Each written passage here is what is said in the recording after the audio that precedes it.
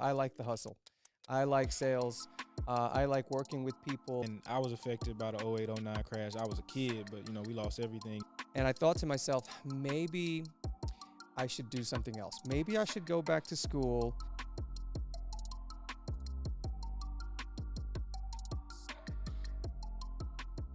What is good, everybody, and welcome back to the Key Leads Media Podcast. And man, this is probably going to be my favorite one to date. I'm telling you, I got a very special guest here today. I've worked with him a lot over the last year or so.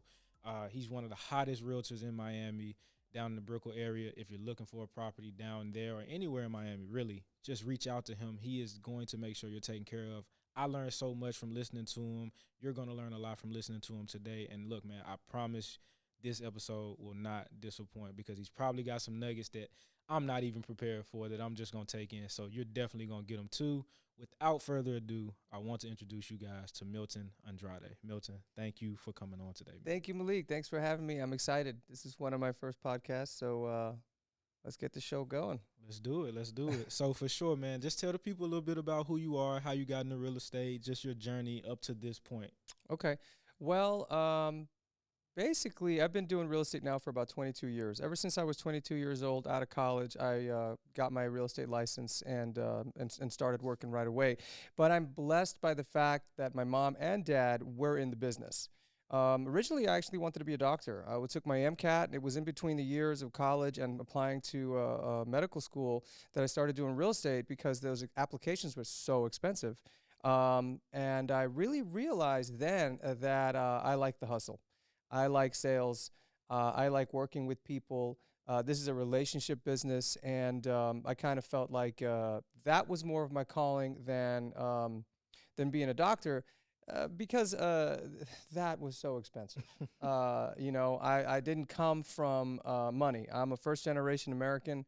My parents were extremely hard workers, and I had a great upbringing, good schools, good neighborhoods. I have nothing to complain about. So I was fortunate in that regard. But being a first-generation American, you're hungry. You grow up hungry. Nothing is guaranteed. Nothing's given to me. And that's kind of how I live my life. And so I got into real estate in 2002, before the boom, survived the crash. And really, the crash of the 2008-2009 financial crisis is what made me a man.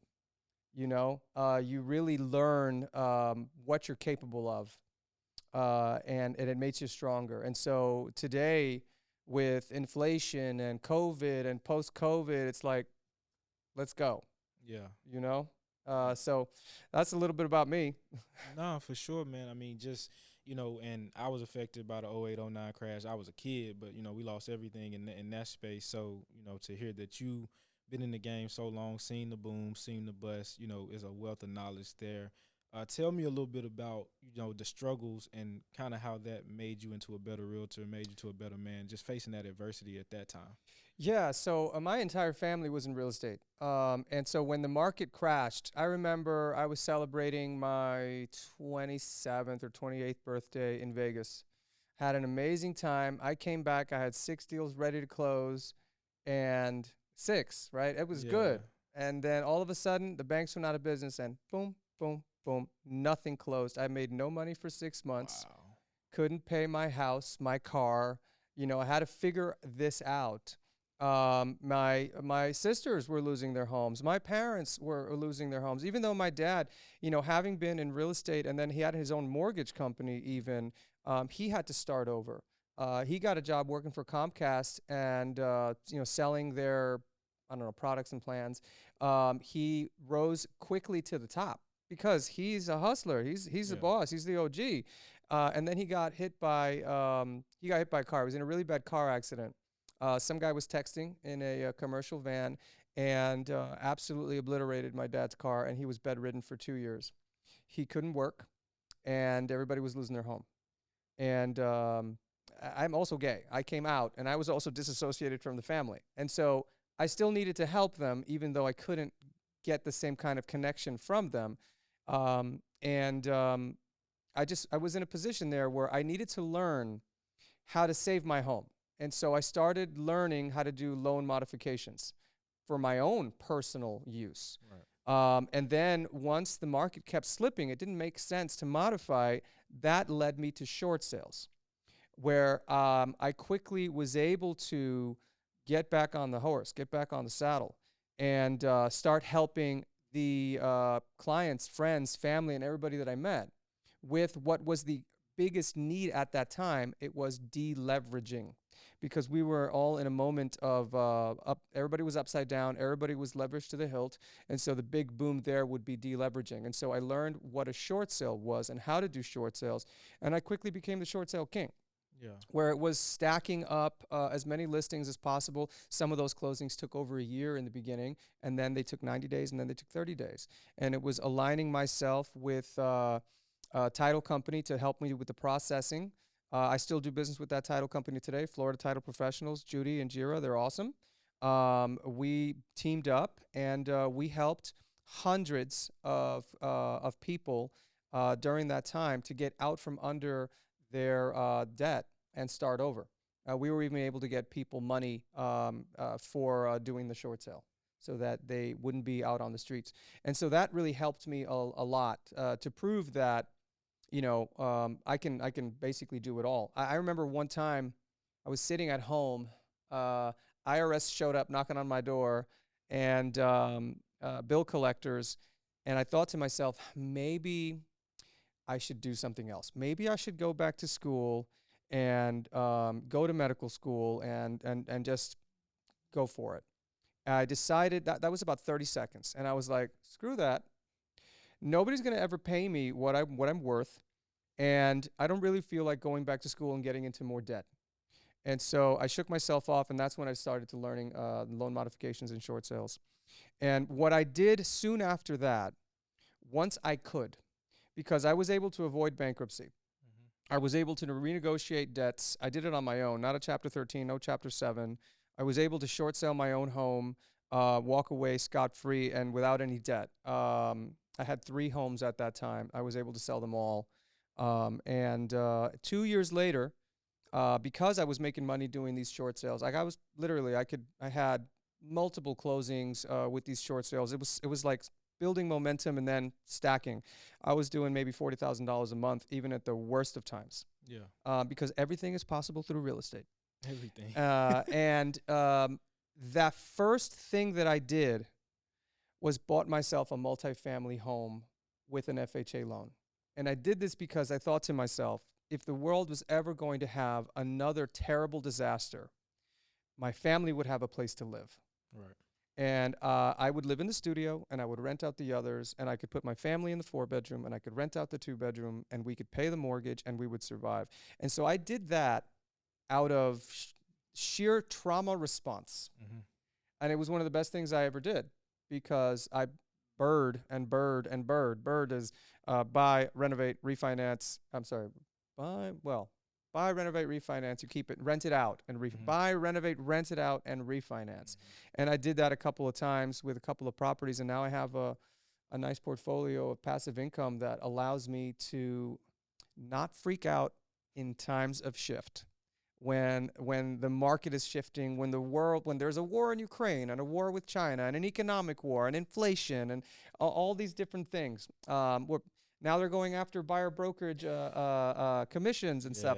Now I'm just like, bring it on, head first. I'm not scared because I built that passive income. Yeah, no, Milton. I mean, that's a lot that I didn't know. Some I kind of had an idea about, but not everything. And just to hear it all kind of together and understand the sequence of events is really amazing. Just what you've done. Like I said before, I learn something every time I'm around you, man. I want to speak to the portion of just going through something and having a trauma response, because I will say that I think everything that I've had a trauma response to as well has been how I've built out what I've done professionally, from healthcare prior to getting into real estate and production and stuff. My grandparents weren't treating right in the hospital system. So I was like, okay, well, I'm not going to be a doctor because my heart's so big. Somebody dies on the table. I felt like that it was going to be hard for me to get over, or I was going to dehumanize the practice. And that's not what you want as a doctor, because then your bedside manner goes to shit. So then I was like, okay, cool. I'll get into administration and help the systems that do provide the care. Again, grandparents not being treated right, losing a home. Okay, first thought was production. How do I get these cameras inside of homes? How do I, just do real estate type stuff so I can understand it before I get my license, etc. Things happen how they happen. I ended up getting my license prior to even building all of that, and then kind of jump started into the production space. That's how we met. Milton's also a host on American Dream TV as well. So we've already had two hosts on here for 2 episodes. Oh, So really? you're the third host to come on, and man, we've shot together the most out of everybody that I've shot with. So, now in that space from a real estate standpoint in the production world and trying to say, all right, cool, how do I develop this is a trauma response to losing everything in 09, 08, because it's okay. If something happens, I can call Milton. Hey, Milton, what should I do? What do I need to do? I'm a grind. I'm a hustler. I'm going to do everything that we're supposed to do because that's just how we are. But I have also resources now that I can reach out to.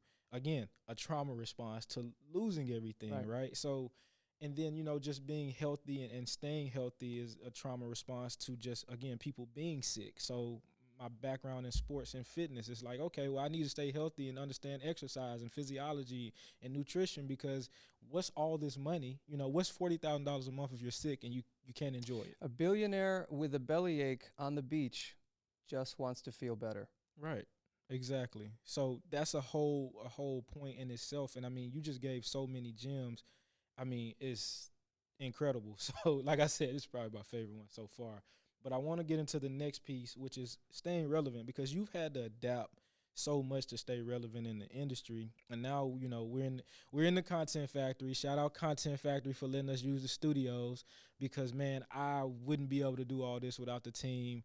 Abdul, Raul, Renan, RJ, and everybody else involved, man. It's been amazing to just connect with you guys over the last year and a half, almost 2 years, which it doesn't even feel like it. It's crazy.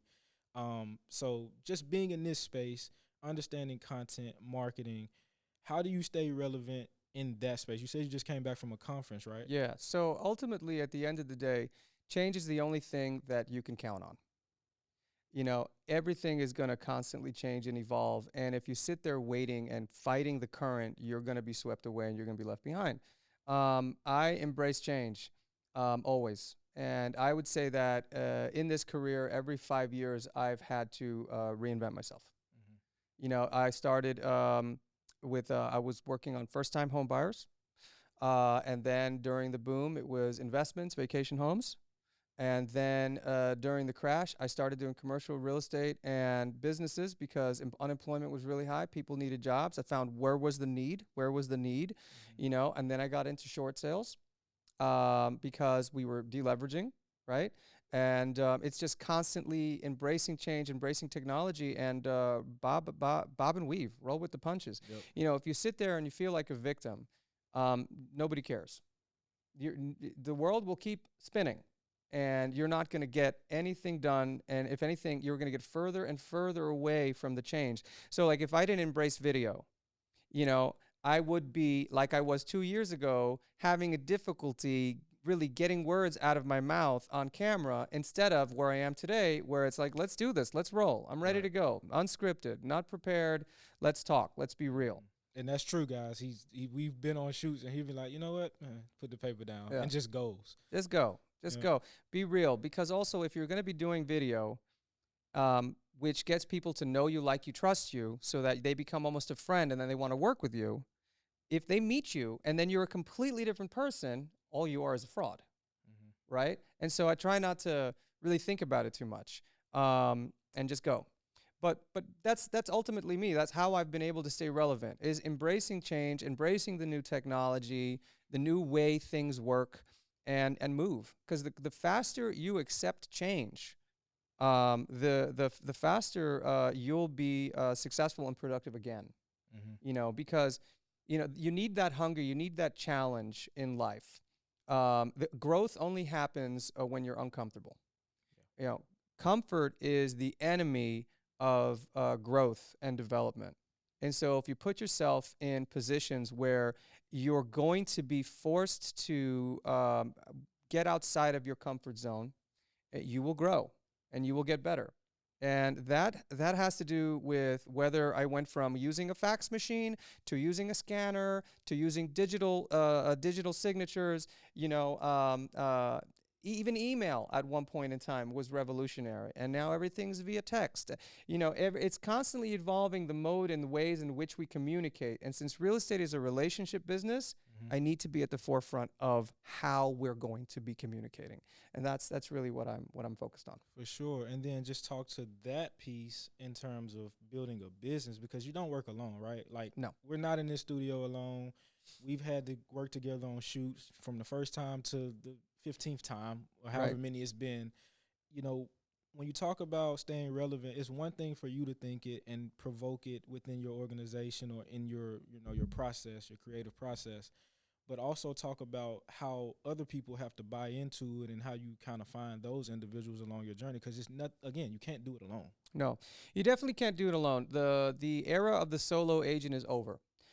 We've got to wear a lot more hats today. Like back in the day when I first started, I spent $500 a month. I put ads out in a real estate magazine, and everybody called me direct because the realtors in general, we owned the MLS. In 2015, realtors were basically conned into giving the MLS away under the guise of everybody that has to ask to advertise our listing, as opposed to anybody can advertise any listing. Um, and then there was a little caveat that said, but if you put it on the internet, Zillow and everybody else can have it for free. And Mm-hmm. so then my marketing budget went from $500 a month to nearly $6,000 a month to try to get the same kind of exposure. And so, sorry, what was the question again? No, just how everybody else has to buy into that Yes. staying adapted, staying, Y- y- relevant. Right. And so because we have to wear so many hats, being a solo agent, doing everything on your own is going to be nearly impossible for you to be successful. And that's why over the past year, I think 45% of realtors closed 0 to 1 transaction because those are the people that tried to do everything on their own. We cannot. We are social animals and we need to be able to collaborate and work together. Large organizations, some of the best companies in the world were not built by one person. Jeff Bezos did not build Amazon on his own, right? Matter of fact, he doesn't even run Amazon today. He's working on Blue Origin. He has people working at Amazon. And so when you're doing real estate, you're going to need to develop a team of people around you to be the transaction coordinator, sometimes to be the showing agent, to show up and do all the other tasks that are beyond, finding the house, showing the house, and going into contract.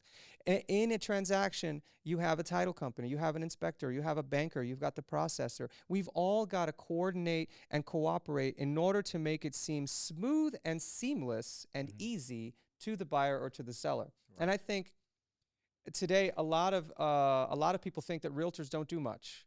And I think it's because most realtors aren't shown. They want to make it look easy. They want to make it look like it's on TV, but it's not. And we really do need to depend on each other to make it work and keep each other accountable. And now, when it comes to enrolling people and to really bring them into the fold and build a team like the team that I have, it's honestly about finding the right people Mm-hmm. because not everybody is a go-getter. Not everybody is hungry. Some people are motivated by money. Some people are motivated by respect. Some people are motivated by pain. Some people are motivated by pleasure.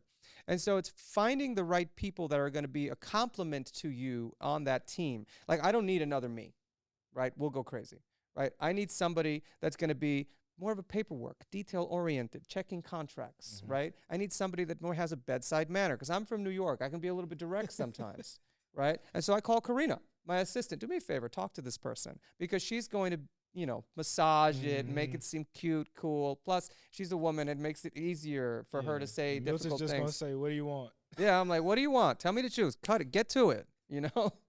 Yeah. No, it's the truth, man. So we got about, a little bit over that we're gonna go, but I do want to make sure this is the last thing that we end on.